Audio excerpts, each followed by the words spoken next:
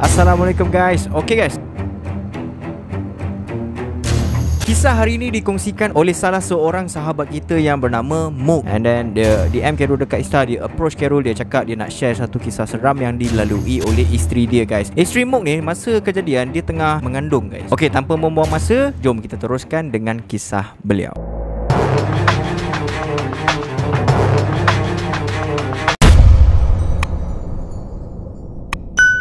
Cerita dia dekat sini, bini Mook ni kerja dekat sebuah kedai tea barista and kedai tersebut berada dekat KLCC guys. Level floor yang bini Mook kerja ni berada dekat level bawah. And cerita dia kalau sebelum PKP memang boleh dikatakan ramai orang yang datang ke kedai bini dia kerja tu, tea barista tu lah. Tapi dalam jangka waktu yang sekarang ni kita pun tahu kan, kita menghadapi PKP. Jadi orang yang datang ke kedai tu tak ramai macam biasa. Bukan setakat orang yang datang ke kedai tu je, dekat sekitar kawasan situ memang boleh dikatakan lengang lah. Banyak kedai yang orang kata tu dah kurangkan pekerja. Orang yang lalu lalang dekat situ pun jadi berkurangan. Jadi bila orang dekat area situ tak ramai, apa yang kita boleh gambarkan, tempat tu je jadi sunyi guys. Jadi sayup-sayup gitu.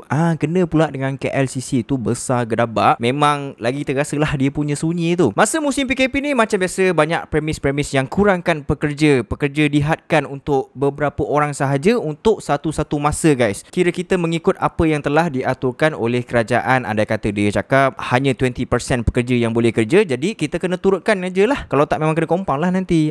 Benda tu semua pun ada sebabnya. Kerajaan nak kurangkan kes COVID ni daripada pergi ke merata tempat. Tapi masalah dia sekarang ni, hari-hari kes makin naik. Aku pun tak faham guys. Buat masa ni 8 orang Carol punya kawan positif COVID-19. Okay, kita sambung balik. So tempat bini Mook bekerja ni, majikan dia dah mengehadkan untuk 3 orang sahaja yang bekerja pada satu masa. 3 orang dalam satu premis. Memang tak ramai tu guys. Benda akan jadi seram bila closing tu. Diorang closing pukul 7.30 malam. Walaupun pukul 7.30 malam tu kita boleh cakap masih awal, tapi bila time PKP ni korang tahu sendirilah, pukul 7 dah tak ada orang dah.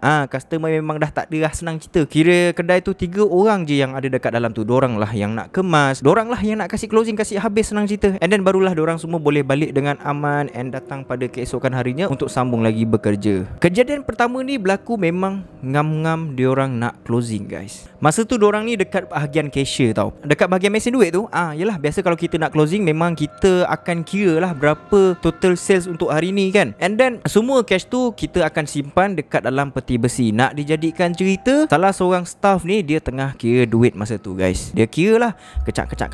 Okay, 100, kecak 200, kecak 300. Masa dia tengah kira tu, biniknya si Mook ni memang betul-betul ada dekat depannya staff yang tengah kira duit tu. Sambil-sambil tengok dia kira duit. Diorang punya kerja pun time tu tinggal sikit-sikit je lagi nak habis. So bini Mook ni pun stay je lah dekat situ kan. Stop kejap daripada buat kerja, sambil-sambil tu mata dia pun tengok je lah yang si member dia ni kira duit kan. Tak tengok je lah kan. Okay, dalam pada masa diorang tengah kecak tu kan, dengan tidak semena-mena diorang ada terdengar bunyi macam benda bergerak dekat sebelah diorang tau. And diorang terus pandang, pap. Diorang terus macam gitu tau. Diorang semua tercengang guys. Diorang macam speechless kejap, tak tahu nak cakap apa. Keadaan jadi sunyi kejap guys. Sebabnya diorang nampak dengan jelas, dua-dua orang ni nampak mesin untuk bayar pakai kad tu, mesin yang biasa kita bayar pakai PIN atau kita bayar pakai PayWave tu, benda tu bergerak dengan sendirinya guys. Korang bayangkan, mesin tu wireless, dia portable, tak ada wire, tapi macam mana dia boleh bergerak dengan sendirinya. Kalau nak cakap terpijak wire tu and benda tu bergerak, tak mungkin lah, sebab benda tu memang wireless guys. Memang tak ada wire dekat situ. Macam mana nak terpijak kan? Masa tu memang tak boleh nak cakap apa lah. Dua-dua orang ni memang dah meremang gila. And yang si staff kira duit tu macam, weh, apa hal benda tu bergerak macam mana dia boleh gerak dia macam takut tau. Tapi yang si bini Mook ni, dia beranikan diri dia lah. Orang kata tu berani takut berani terpaksa. Bini Mook ni dia memang nampak dengan jelas benda tu bergerak. Tapi untuk tak nak bagi kawan dia ni jadi takut, dia cakap lah dekat member dia tu kan, kau ni penat sangat ni, tu pasal kau jadi tak betul. Dia macam nak deny benda tu lah, padahal dia nampak. And then member dia pun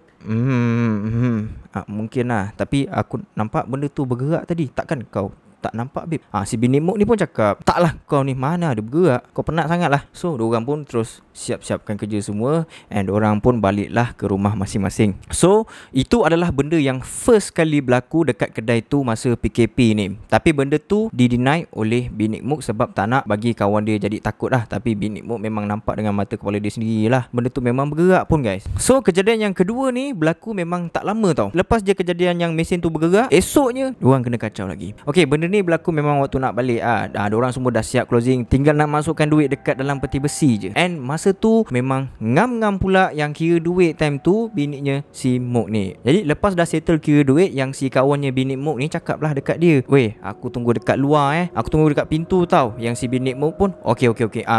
Kau tunggu dekat pintu kejap, aku nak masukkan duit dekat dalam peti besi ni dulu, dah settle nanti aku keluar. So bini Mok ni pun pergilah ke peti besi tu, and dia pun tariklah pintu besi tu. Masa dia tengah tarik pintu besi tu, dia terpandang dekat skrin CCTV yang terpampang dekat atas kepala dia, and dia ternampak ada satu susuk tubuh berwarna hitam tengah berlari ke arah dia. So bila dia dah nampak macam tu, kau bayangkan dia pun terus palingkan kepala dia ke belakang. Macam gitulah, untuk tengoklah siapa yang berlari dekat dia kan. Takut-takut perompak ke, lagi-lagi PKP ni kan. And benda yang buatkan dia meremang adalah dia memang tak nampak siapa-siapa pun bila dia pandang ke belakang tu. And bila dia tengok balik dekat CCTV, memang dah tak ada dah bendanya. So bila dia macam gitu kan, dia terus panggil lah member dia kan, Woi, sini jap. Member dia pun datang. Kau ni kenapa? Asal tadi ada orang masuk kedai ke? Lah siapa pula yang nak masuk kedai ni? Orang dah nak tutup ni. Meremang terus bulu roma biniknya Mok ni. Member dia tanya, kau ni kenapa dok? Dia pun deny lah lagi sekali. Tak adalah, tak ada apalah. Jom balik. Start from now on, makin banyak benda-benda yang pelik, benda-benda yang misteri berlaku dekat dalam kedai tu guys. Okay guys, selepas beberapa hari kemudiannya kan, diorang semua dah siap kemas-kemas apa semua, and tinggal nak buang sampah je dekat bawah lah, dekat rumah sampah. Masa tu yang tinggal hanya bini Mok dengan salah seorang pekerja dekat situ tau. Kawannya bini Mok ni berbangsa Cina guys, tapi dia baik lah. Dia nampak bini Mok tengah pregnant, dia tolonglah bini Mok ni mana yang boleh kan. Kira macam dia tak bagi bini Mok ni buat kerja-kerja berat untuk menjaga kandungan dekat dalam perut dia tu. Jadi yang si kawannya bini Mok ni pun pergilah ambil sampah tu, and pergilah bawa ke rumah sampah guys. Rumah sampah dia ni dekat bawah tanah tau. And dia pun pergi je lah macam biasa. Yang bininya si Mok ni tengah tunggu dekat kedai guys. Tunggu, tak sampai-sampai juga. Dia pun call lah si kawannya dia tu, yang Cina tu kan, yang tengah buang sampah tu kan. Bila dia call, tahu-tahu berdering dekat sebelah dia je. Dia tertinggal handphone guys. So bininya Mok ni dah macam risaulah, asal lama sangat dia pergi buang sampah kan, takut ada something happen dekat dia. So bini Mok pun buat keputusan untuk pergi ke rumah sampah tersebut. Bila bini Mok ni dah sampai dekat rumah sampah tu kan, dia nampak kawan dia tu tengah duduk peluk kaki sambil nangis-nangis guys. Yang si bini Mok ni nampak je, dia pun terus berlari lah ke arah kawan dia tu. Woi, what happened to you? Are you okay? Takut.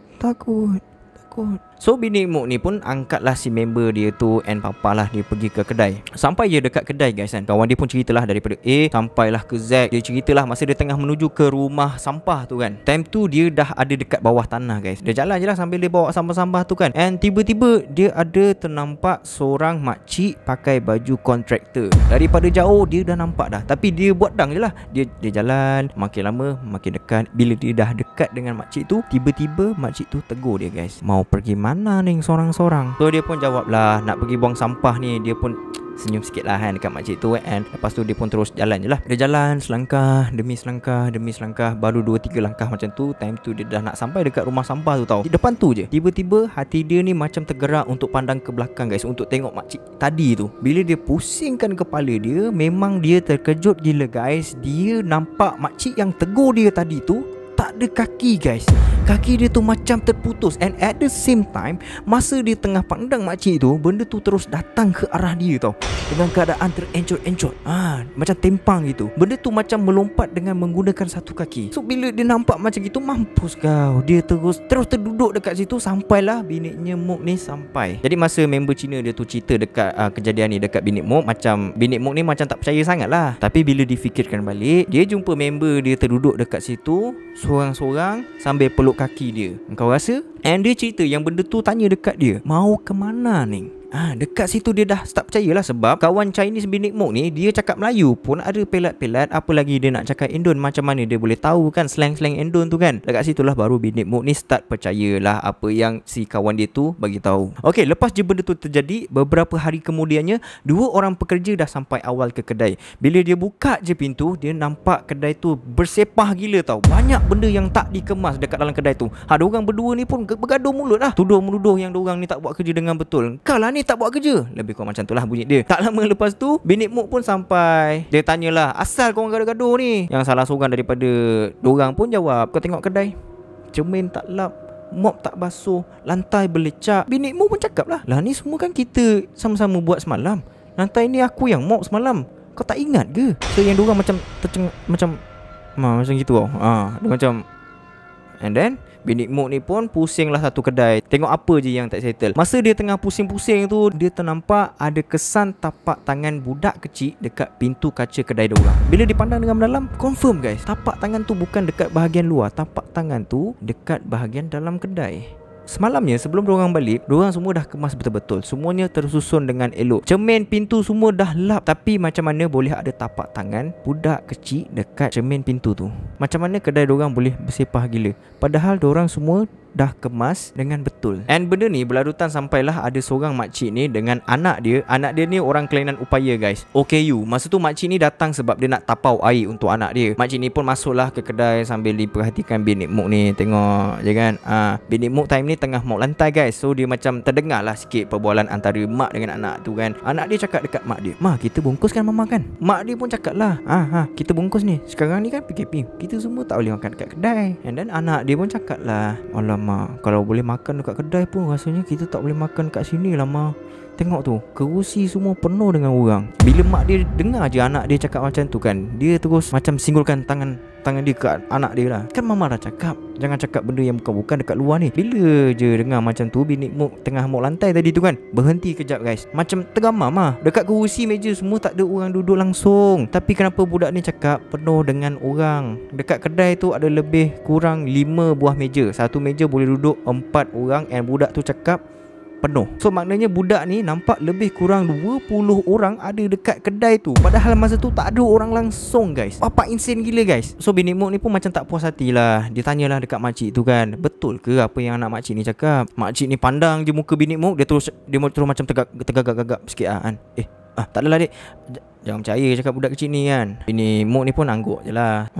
Dia macam suspicious lah sikit kan. Bila air yang dipesan oleh makcik tu dah siap, makcik tu pun terus gerak dengan keadaan tergesa-gesa guys. Macam aku cakap tadi, suspicious babe. So muncul persoalan dekat sini, adakah apa yang berlaku dekat kedai selama ni ada kaitan dengan apa yang budak tu cakap? Ada banyak benda yang ada dekat dalam kedai tu. Binik Mok sekarang ni pun dah start cuti sebab pekerja dekat kedai tu kena COVID. And lagi pun COVID sekarang sangat bahaya guys, untuk orang yang mengandung, tak orang yang mengandung pun, untuk siapa-siapa memang semuanya berbahaya guys. Korang yang dekat luar sana tolong ambil serius pasal benda ni.